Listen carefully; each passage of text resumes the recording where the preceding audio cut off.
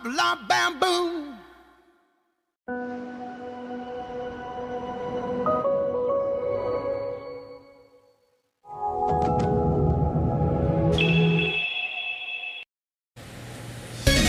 Olá, boa noite. 2 médicos plantonistas foram indiciados pela morte de uma gestante por complicações no pós-parto em Arapiraca. Caso Ravi. Preso o padrasto do menino de 2 anos que morreu em casa em Riacho Doce. O laudo do IML concluiu que a criança foi agredida. E ainda, grupos envolvidos em assaltos à mão armada para roubar veículos em Maceió estão na mira da polícia. E no Parque da Pecuária tem campeonato nordestino da raça Manga Larga Marchador. A criação e o comércio dos cavalos impulsionam vários setores da economia. O AL2 começa agora e você também pode nos acompanhar ao vivo pelo G1 Alagoas e Globoplay.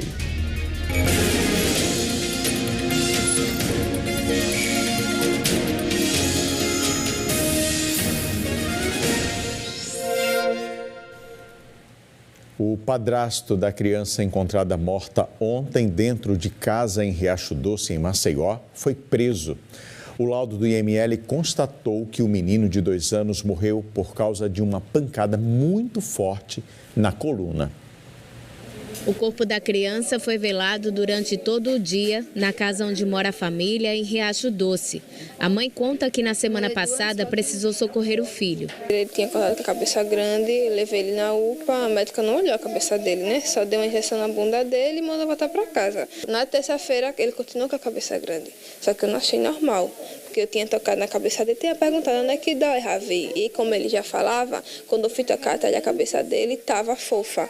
Eu disse, não, isso não é normal. Fui levar ele para a UPA e tudo, fez o raio-x. No raio-x acusou como se o cérebro dele tivesse meio que de um desvio. Aí saía esse líquido e por isso a cabeça dele ficava grande. Nisso ela disse, olha mãezinha, o médico que a gente aconselha para ele é o neuro, só que aqui não tem na UPA. A gente vai fazer um encaminhamento, a gente está no aguardo para ver se onde é que tem uma vaga e o dia que ele pode ir.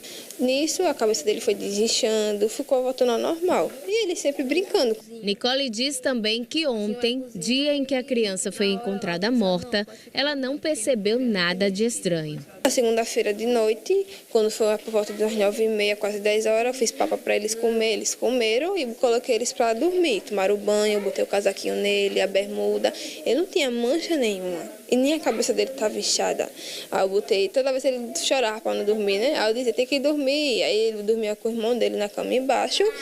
E no outro dia seguinte, eu ia para a academia. Só que a porta, se você olhar, a porta é de correr. E estava com a luz apagada, do mesmo jeitinho que eu tinha colocado na noite seguinte, estava do mesmo jeito. Eu disse, eu não vou nem mexer na porta, porque como eu vou cedo, eles não é de acordar cedo. É o tempo de eu ir e voltar. Mas o meu marido estava aqui em cima, antes de eu sair, eu avisei ele, eu falei, ó, se os meninos não acordar, você passa o olho, que eu venho rapidinho, que a academia é 1 hora da academia. Aí nisso eu tinha levado umas roupas para ir para casa da minha irmã, para lavar, que tinha muita roupa deles. Aí chegando lá da academia, fui na casa da minha irmã, quando por volta das 9, quase das 10 horas, ele liga para mim. Aí ele fala, vem para casa agora. Mas ele não chegou a dizer, foi o Ravi logo de primeira. Ele disse, só venha para casa. Aí na minha cabeça, meu Deus, será que ele acordou novamente com a cabeça? Aí eu disse, foi o Ravi? Ele disse, foi. Aí ele mandou uma foto no WhatsApp, ele disse que ele não está respirando, já fez de tudo, respiração boca a boca e tudo, mas ele não está respirando. Ravi Abraão Alves de Lima tinha 2 anos e, segundo a família, era um menino carinhoso e divertido. Após a perícia, o Instituto Médico Legal constatou que a criança morreu por causa de uma forte pancada na região da coluna. A Polícia Civil deu detalhes numa entrevista coletiva na manhã de hoje. Em contato com o médico legista, ele relatou que a criança foi morta por uma ação contundente, ou seja, uma pancada violenta que ela recebeu, que causou uma ruptura do fígado e grande hemorragia abdominal. Conversei com o médico legista, A monta dessa lesão que teve na região interna, não é possível de uma queda, como uma criança de 2 anos, a queda da própria altura que se fala, né? Com o laudo do IML e os depoimentos dos familiares, a Polícia Civil prendeu o padrasto em flagrante, suspeito de ser o autor da agressão que causou a morte do bebê. A situação do autor foi o depoimento da mãe, né, que ela comentou que na noite anterior a criança estava bem, não apresentava nenhuma marca. E ele estava sozinho, ele mesmo confirma que estava sozinho com a criança e encontrou ela em óbito, né? E após com essa grande quimose nas costas, e conforme o laudo médico legista, com uma grande hemorragia, que não é para uma pancada simples, tem que ter uma grande monta de energia para causar esse tipo de lesão dentro da criança. Ele continua negando, ele relata que estava dormindo, e que simplesmente acordou quando viu a criança estava em estado de óbito, tentou fazer respiração boca a boca e não teve êxito. Pelo que ele fez o levantamento, ele já respondeu anteriores, quando era menor, por uma tentativa de homicídio. Nicole diz que estava no relacionamento há 7 meses e que o padrasto nunca apresentou comportamentos violentos. Como é que você vai desconfiar de uma pessoa que na sua frente trata bem, cuida dos seus filhos, quando adoece, vai para a UPA também. Na segunda ele tinha comprado fígado para o menino porque sabia. Ele mostrava que gostava dos meus filhos. Eu sei que tem muito caso de padrasto, mãe a coitar, mas se eu não batia nos meus filhos, esse menino era a minha vida. Independente de eu ter 3 filhos, mas eu amava demais ele. Ele era a minha força, porque eu perdi o pai dele quando ele tinha feito 1 ano. Com 1 ano, após do tempo, ele era bastante carinhoso. Aí ele, quando me via arrumada, ele dizia, mamãe, bonita. Então, eu não entendo o motivo disso tudo. Ele não era uma criança, não tem maldade com ninguém. Floraci é mãe do suspeito e não acredita na versão da polícia. Ele não era um padrasto ruim por menino. Ele andava com os meninos, a gente saia para a praia, levou ele, se divertiram. E a convivência dele com os meninos era a convivência de padrasto, como se fosse pai, porque meu filho jamais faria isso. Nicole diz que só quer que a verdade apareça. Eu espero que a verdade venha, eu vou correr atrás, que eu não vou deixar morrer meu filho assim, porque ele era um bebezinho, um anjo.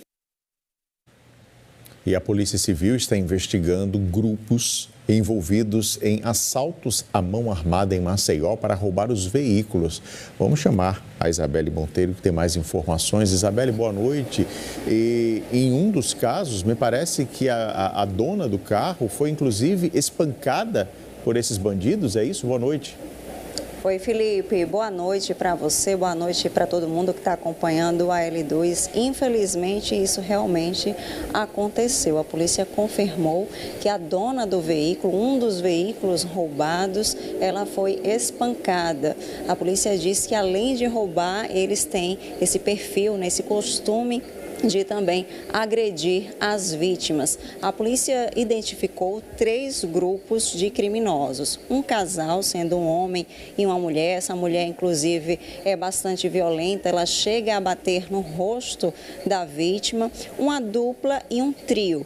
Todos cometendo o mesmo crime, roubando veículos por diversas partes de Maceió. Eles foram identificados, segundo a polícia, por câmeras de segurança de diversos bairros aqui da cidade, viu? Inclusive, o delegado Vladney José, ele traz alguns detalhes a respeito de alguns desses casos. Vamos acompanhar. O primeiro deles foi no Rio Palmeira, onde um casal assaltou uma senhora e nós localizamos esse carro na cidade de Sorriso. Após isso, as investigações começaram nesse sentido de localizar esse casal. E surgiu informações, a gente já tem uma ideia de quem seja, e teve um outro assalto no Rio Palmeira, com 2 homens agora, um moreno e um branco, que a gente já tem boas informações sobre isso aí. E tem um terceiro caso, que é aqui na parte alta, com 3 rapazes. Então a equipe está dedicada a isso aí. A gente tem boas informações sobre isso aí. Em breve a nossa equipe vai interceptar esse pessoal. Quem souber de alguma informação nesse sentido, pode ligar, que não fica registrado quem está informando, e vai confrontar nossas informações e vai ajudar a gente a chegar mais cedo nesse pessoal. Pois é, muito importante a colaboração da população com denúncias. Essas denúncias podem ser feitas pelo número 181, lembrando que o sigilo é garantido. Felipe. Muito obrigado, Isabelle, pelas informações. E olha, o advogado e influenciador digital João Francisco de Assis Neto deixou o presídio Baldomero Cavalcante, em Maceió. João Neto, como é conhecido, é acusado de agredir a companheira no apartamento do casal no mês passado. Após 29 dias de prisão, ele agora usa tornozeleira eletrônica. A decisão judicial, que revogou a prisão preventiva, impôs outras restrições enquanto ele responde ao processo por violência doméstica, que inclusive segue em segredo de justiça. João Neto também teve a carteira da Ordem dos Advogados do Brasil suspensa por 90 dias. A decisão foi cumprida pelo Tribunal de Ética e Disciplina da OAB da Bahia, o estado de origem dele. E a seguir, cavalos manga larga marchador movimentam o Parque da Pecuária durante o Campeonato Nordestino. Até já. Nasce agora!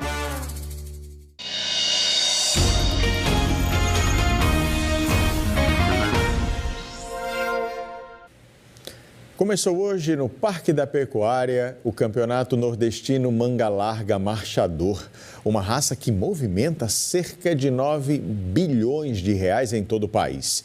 Em Alagoas, a criação e o comércio desse tipo de cavalo também garantem empregos e impulsionam a economia no campo.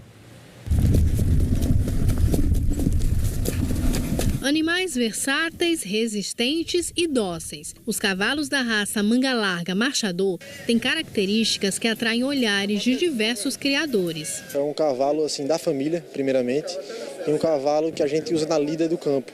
Então a gente pode marcar aí a docilidade, a beleza e a comodidade. Acho que são as principais características dele e os atrativos para o criador. Felipe é a 5ª geração de uma família que se dedica ao agronegócio e que aos poucos expandiu para a criação manga larga. Atualmente são 50 animais da raça. Hoje o marchador ele representa aí em torno de 30% da receita da fazenda, junto à pecuária de corte bovina e à plantação de eucalipto.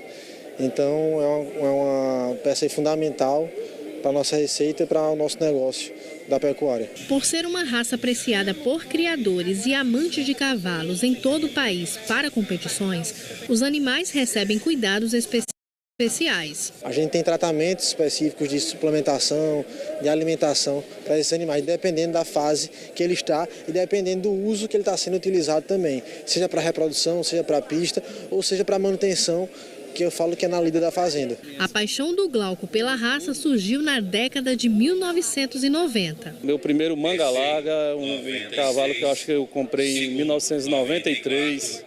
E isso como usuário, né? A raça manga larga marchador tem impacto significativo na economia brasileira, movimentando cerca de 9 bilhões de reais por ano.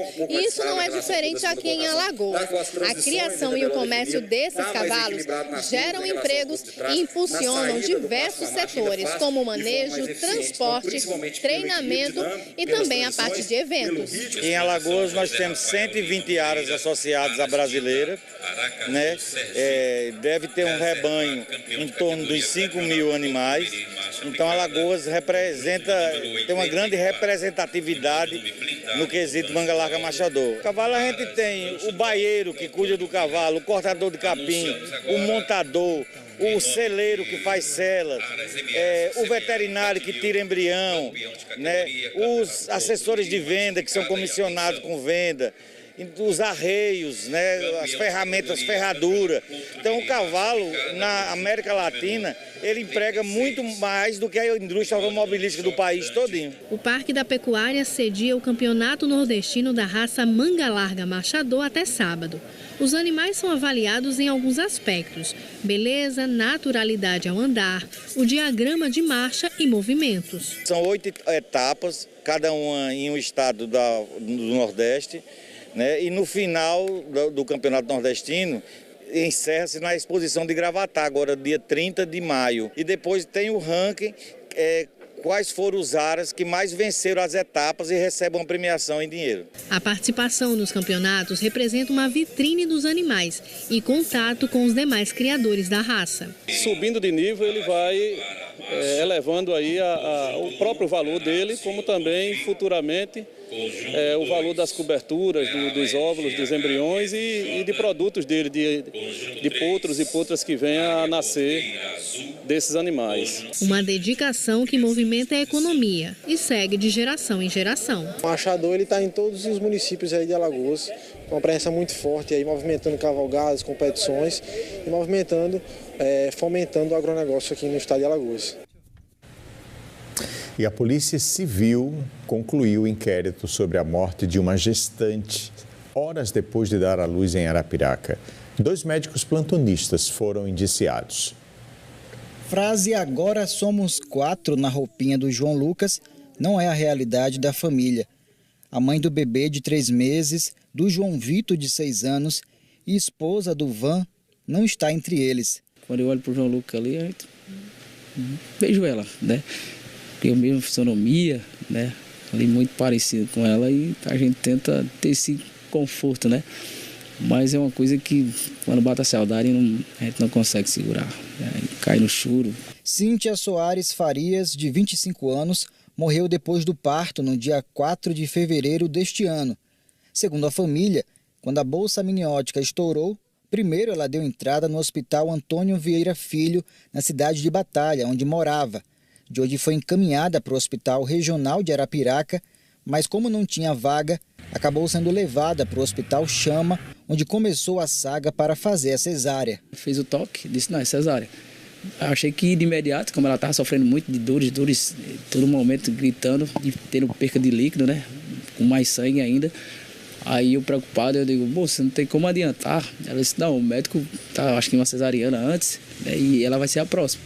Aí foi onde a gente aguardou ali, 9h20 da manhã, elas vieram colocar um soro nela, de 5 da manhã. Ela entrou no centro cirúrgico ali por volta de 9h50, 10 horas. Aí o nosso bebê ali nasceu por 10h35. Acompanhou a cirurgia, né? Ela estava bem no momento lá, na cirurgia. O anestesista perguntava se ela estivesse sentindo alguma coisa, apertasse minha mão. E eu falando com ela normal, tá bem? Ela disse, tô. E eu olhava pro monitor lá para ver se estava tudo ok. Os batimentos estavam batendo tudo tranquilo. Foi no momento que o bebê nasceu ali, eles pediram para mim sair, né? Eu tirei a foto ali, né, da gente com o bebê. Aí ele disse, pai, vai ter que se retirar. Aí se retirei da sala, só que eu estranhei que demorou muito para a finalização da cirurgia. Demorou muito de verdade. Aí em torno de 1h20, eu bati no centro cirúrgico, eu disse, tá acontecendo alguma coisa? Aí ela, não, é o procedimento normal, tá? Vai ter que aguardar. No momento que ela saiu do centro cirúrgico, eu já estranhei. Eu digo, não. Eu vi ela, uma pessoa lá, ela estava muito pálida. Aí eu perguntei ao médico, assim, ele passando, doutor, teve alguma coisa lá? Aconteceu? Ele disse, não, ela teve um pequeno sangramento, é coisa normal de pós-cirurgia, né? Aí, certeza, doutor? Ele disse, ela não teve hemorragia? Eu disse, não, ela não teve hemorragia. O marido conta que depois do parto, Cíntia foi levada para a enfermaria do hospital, mas devido a um sangramento, acabou indo para a UTI, de onde não saiu mais. A Polícia Civil concluiu o inquérito que investigou a morte da gestante e indiciou 2 médicos plantonistas por homicídio culposo, quando não há intenção de matar. Foi possível constatar que, após o parto, a vítima teve uma hemorragia pós-parto, chegando a ter choque hipovolêmico e hipotensão, e que só teve os cuidados médicos após 8 horas após apresentar esses problemas de saúde. Diante de todo esse quadro, foi possível constatar a omissão médica, sendo esses 2 profissionais indiciados por homicídio culposo, haja vista a inobservância de regra técnica imposta a esses profissionais de saúde, devendo os mesmos agora responder judicialmente por essa omissão. Os advogados buscam na justiça que a família de Cíntia seja indenizada. A gente busca uma responsabilização criminal dos culpados, bem como uma indenização por danos morais e materiais para as vítimas da família, né? A família pede justiça pela morte de Cíntia. É difícil eu ver meus netos sem a mãe e ver o João Vitor perguntar por ela e eu não tenho resposta. E minha ficha não caiu ainda que ela partiu. Muito sofrimento para mim. E o que eu quero é justiça, que seja feita, né?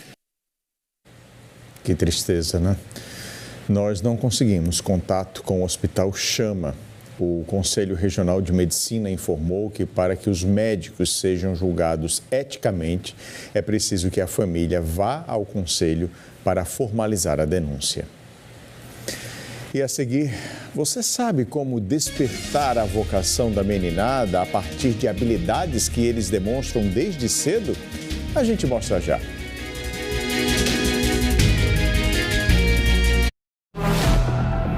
O que começou é almoço no precinho para você aproveitar.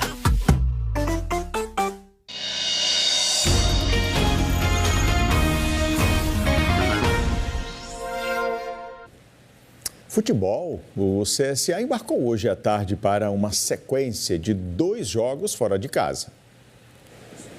Apesar do clima leve e descontraído no embarque, depois da virada contra o Maringá, o time sabe que não vai ter vida fácil em Tombos. Tem que ser muito estratégico para chegar com o time energizado, principalmente para a gente poder aproveitar o nosso melhor jogo para fazer uma grande partida e, consequentemente, aliar com uma grande vitória, se Deus quiser. Na classificação da Terceirona, os times estão curiosamente com a mesma campanha. 8 pontos ganhos e a mesma quantidade de gols feitos e sofridos. Portanto, o jogo contra o Tombense é visto como um jogo de 6 pontos. A gente trata no nosso planejamento de competição que é mata. São 90 minutos que você deixa o adversário para trás, trava o adversário porque o adversário não possa dar passos largos dentro de pontuação. E dentro do nosso projeto, esse é um jogo muito importante para nós. A logística até Tombos, em Minas Gerais, não é fácil. É por isso que quanto antes o time for, melhor. E o CSA não volta para Maceió depois do jogo. Faz a ponte aérea Minas Gerais, Rio Grande do Sul, já que na terça-feira enfrenta o Grêmio pelo jogo de volta da Copa do Brasil. Para a partida, a baixa certa é o meia Brian, que sofreu uma lesão no tornozelo no jogo contra o Maringá. Ele nem sequer viajou com o elenco e segue em avaliação. Mas há uma expectativa que o meia esteja em campo contra o Imortal. Uma perca importante, né? Até pelo momento que ele vem vivendo. Mas nós estamos muito confiantes no grupo que nós temos. O Brian chegou nesse momento porque nós potencializamos como equipe para que ele conseguisse entregar aquilo que ele tem de melhor, aquilo que é o melhor jogo dele. E outros atletas também têm vivido um bom momento, né? É lógico que vai fazer muita falta, vai. No sábado, Tombense e CSA jogam às 5 da tarde, no estádio Almeidão, em Minas Gerais. Você já parou para prestar atenção nas habilidades das crianças aí, da sua família? E o que fazer quando identificar um talento que os filhos e os netos desenvolvem com tanta facilidade e muito interesse? Nós preparamos uma reportagem que orienta sobre o momento certo de dar corda e estimular a tomada de decisões. Vamos ver.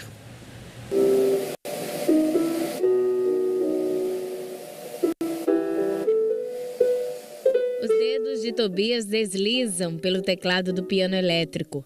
É uma habilidade que deixa o menino de 10 anos relaxado.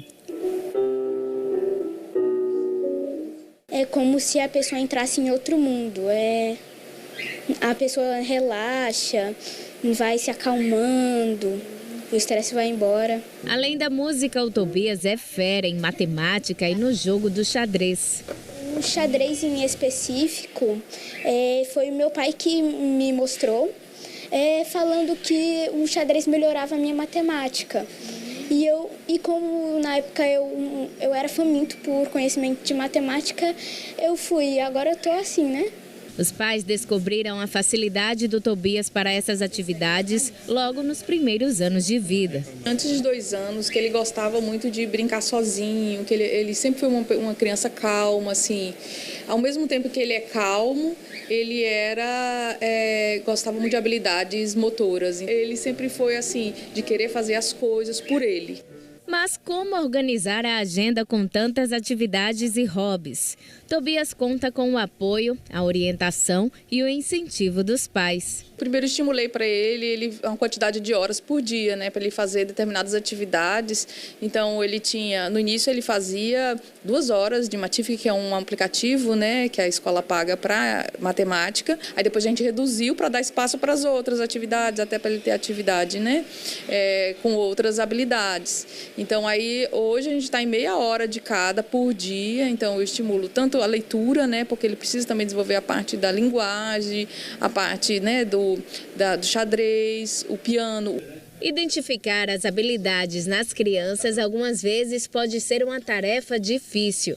Essa psicóloga diz que algumas habilidades podem vir com a criança, mas o ambiente em que ela vive pode influenciar no desenvolvimento de outras. Imagina que essa fosse a minha única habilidade na vida. Eu ia fazer o que agora?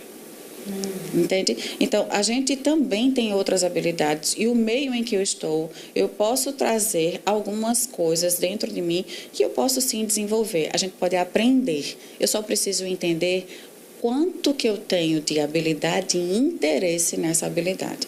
Enquanto Tobias tem facilidade para o xadrez e a matemática, Raikkonen despertou o interesse por pães e bolos. A gente começou com um bolo de massa pronta. Aí essa foi se expandindo. Mais pro lado de cozinha, de comidas. Sentia como se fosse uma terapia para mim. Cozinhar, estar na cozinha, ainda mais com a minha mãe.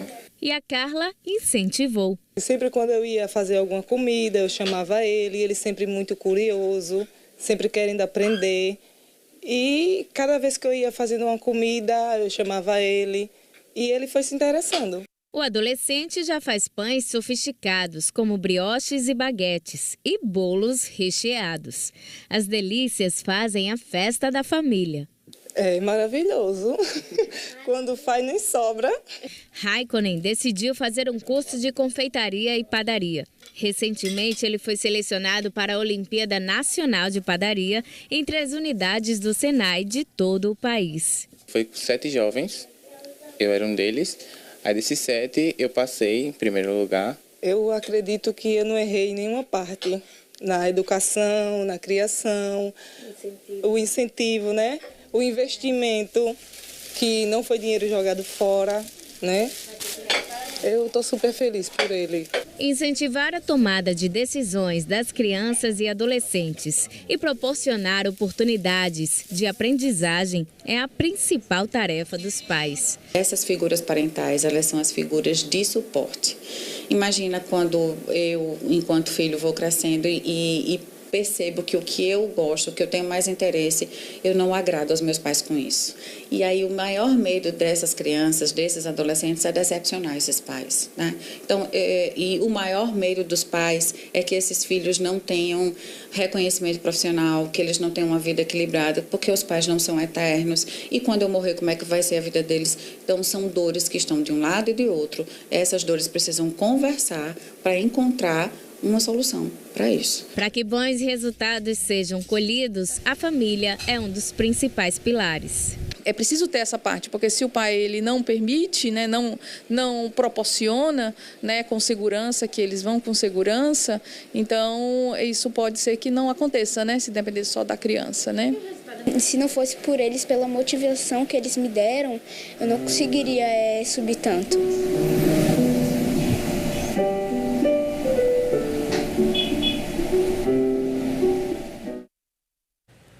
E olha, hoje o Jornal Nacional vai começar mais cedo, viu? Às 8 horas. Logo depois de Vale Tudo, você assiste ao jogo entre São Paulo e Libertad pela Libertadores.